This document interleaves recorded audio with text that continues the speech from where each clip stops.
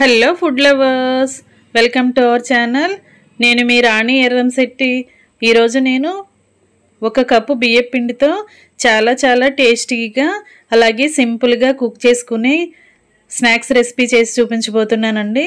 చాలా సింపుల్ అండి. ఇది చేసుకోవటం అనేది చిన్నపిల్లలే కాకుండా వయసులో పెద్దవారు కూడా దీనిని చాలా స్మూత్గా ఈజీగా నమలగలుగుతారు. అంత స్మూత్గా ఉండే రెసిపీని నేను చేసి చూపించబోతున్నానండి. వీడియోని మధ్యలో స్కిప్ చేయకుండా లాస్ట్ వరకు చూడండి. అలాగే నా ఛానల్ని ఫస్ట్ టైం వాచ్ చేస్తున్న వారైతే సబ్స్క్రైబ్ చేసుకోండి. నేను పెట్టబోయే రెసిపీస్ అన్నీ కూడా మీ ఫోన్కి నోటిఫికేషన్కి వస్తాయి, ఓపెన్ చేసి చూడొచ్చు. అలాగే రెసిపీస్ అనేవి మీకు నచ్చినట్లయితే మీ ఫ్యామిలీకి కూడా కుక్ చేసి సర్వ్ చేయొచ్చండి. ఇంకా ప్రాసెస్లోకి వెళ్ళిపోదాం.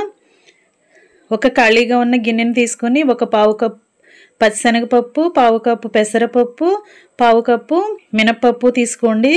పొట్టులేని మినప్పప్పు.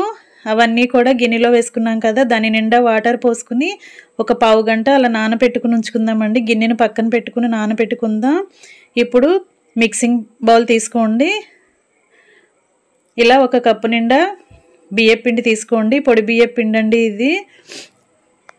ఇలా తీసుకున్నాం కదా, ఇప్పుడు సన్నగా తరిగిన ఆనియన్స్ ఒక కప్ తీసుకోండి. కొన్ని పచ్చిమిర్చి ముక్కలు కూడా తీసుకోండి.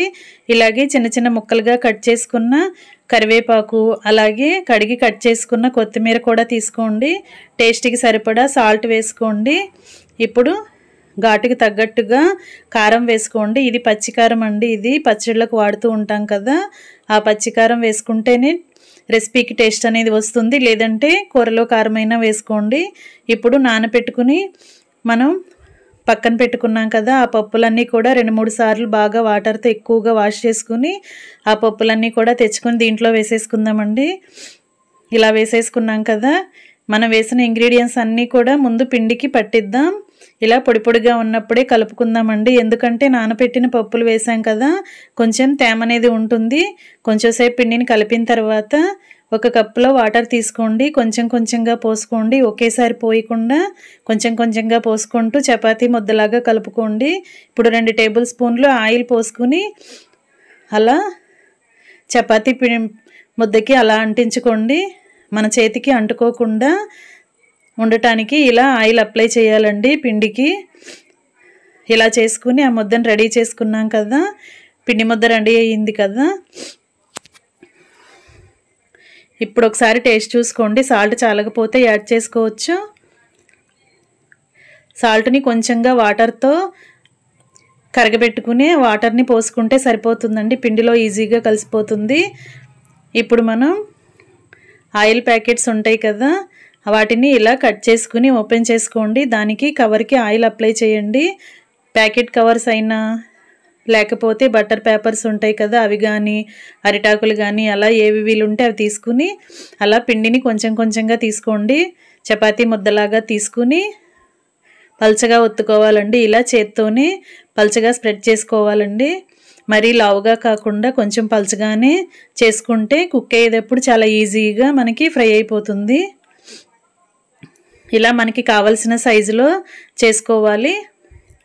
ఫ్రెండ్స్, ఈ రెసిపీ అనేది చాలా బాగుంటుందండి. ఈవినింగ్ టైంలో మనం టీ తాగుతున్నప్పుడు ఇలా స్నాక్స్ని ప్రిపేర్ చేసి 10 నిమిషాల్లో ఫ్యామిలీకి పెట్టేయచ్చండి. చాలా సింపుల్గా ఈజీగా టేస్టీగా ఉండే స్నాక్స్ రెసిపీ.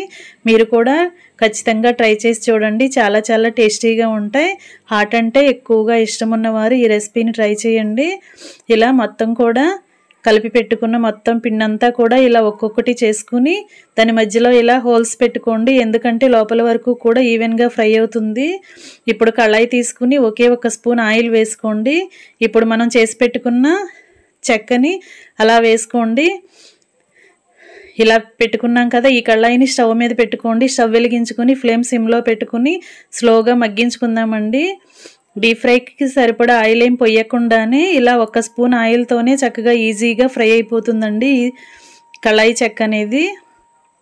ఒకవైపు ఫ్రై అయిన తర్వాత వెనక వైపు కూడా టర్న్ చేసుకుని 2 వైపులా కూడా ఈవెన్గా ఫ్రై అయిన తర్వాత తీసుకుని పక్కన ప్లేట్లో పెట్టేసుకుందామండి. ఇలా పక్కన పెట్టేసుకోండి. ఎక్కువగా ఫ్రై చేసుకున్నట్లయితే మరీ గట్టిగా వచ్చేస్తే అంత టేస్ట్ ఉండదండి. ఇలా కొంచెంగా ఫ్రై అయిన తర్వాత తీసుకుని పక్కన పెట్టేసుకుందాం. అలా మనం కలిపి పెట్టుకున్న పిండి అంతా కూడా ఒక్కొక్కటి చేసుకుని కళాయిలో ఒక్కొక్క స్పూన్ ఆయిల్ వేసుకుంటూ ఇలా ఫ్రై చేసుకుంటే సరిపోతుందండి. ఫ్లేమ్ మాత్రం సిమ్లోనే ఉండాలి. అప్పుడే మాడకుండా లోపల వరకు చక్కగా ఫ్రై అవుతుంది. ఇంకా ఎంతో టేస్టీగా ఉండే బియ్యపిండి చెక్కలు రెడీ అయిపోయాయి. ఫ్రెండ్స్, ఈ రెసిపీ అనేది మీకు నచ్చితే మీరు కూడా కుక్ చేయండి. అలాగే వీడియో నచ్చితే కనుక లైక్ చేయండి. మీ ఫ్రెండ్స్కి ఫ్యామిలీ మెంబర్స్కి కూడా ఈ వీడియోని షేర్ చేయండి. అలాగే నా ఛానల్ని ఫస్ట్ టైం వాచ్ చేస్తున్న వారైతే రన్ అవుతున్న వీడియో కింద రెడ్ కలర్ ఆప్షన్ టచ్ చేసి ఛానల్ని సబ్స్క్రైబ్ చేసుకోండి. నేను పెట్టబోయే రెసిపీస్ అన్నీ కూడా డైలీ మీ ఫోన్కు నోటిఫికేషన్కి వస్తాయి. ఇలా మొత్తం కూడా రెడీ అయిన తర్వాత సర్వింగ్ బౌల్లోకి పెట్టేసుకుందామండి. ఎంతో టేస్టీగా ఉండే బియ్యపిండి చెక్కలు రెడీ అయిపోయాయి. పిల్లలు స్కూల్ నుంచి వచ్చేసరికి ఇలా మనం చేసి ఒక్కొక్కటి వాళ్ళకి ఇచ్చామంటే చాలా టేస్టీగా తింటారండి. కమ్మగా ఉంటాయి. దీనిలో 3 రకాల పప్పులు వేసాం కదా, అలాగే కారము, కరివేపాకు, కొత్తిమీర, ఉల్లిపాయలు, పచ్చిమిర్చి అవన్నీ కూడా మనం తింటున్నప్పుడు ఆ ఫ్లేవర్ అనేది బాగా తెలుస్తుందండి. నోటికి చాలా టేస్టీగా అనిపిస్తాయి. తప్పకుండా మీరు కూడా ట్రై చేసి చూడండి. మీకు కూడా ఈ రెసిపీ ఖచ్చితంగా నచ్చుతుందండి.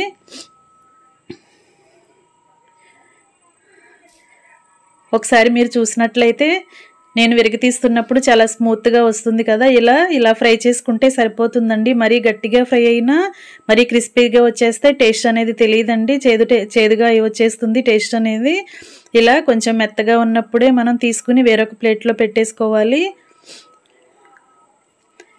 మీకు ఈ రెసిపీ నచ్చితే లైక్ చేయండి. చాలా సింపుల్గా మనం ఆయిల్ అనేది ఎక్కువగా యూజ్ చేయకుండానే 10 నిమిషాల్లోనే మనం ఈ స్నాక్స్ రెసిపీని కుక్ చేసేయచ్చండి. చాలా టేస్టీగా ఉండటమే కాకుండా వంటింట్లో ఎక్కువగా శ్రమ లేకుండా ఈజీగా ఈ రెసిపీని మనం కుక్ చేసి మన ఫ్యామిలీకి సర్వ్ చేయొచ్చు. ఇలా చేసుకుని మనం నిలువ కూడా పెట్టుకోవచ్చండి 1 వీక్ వరకు కూడా. Thanks for watching. నేను మీ రాణి ఎర్రంశెట్టి.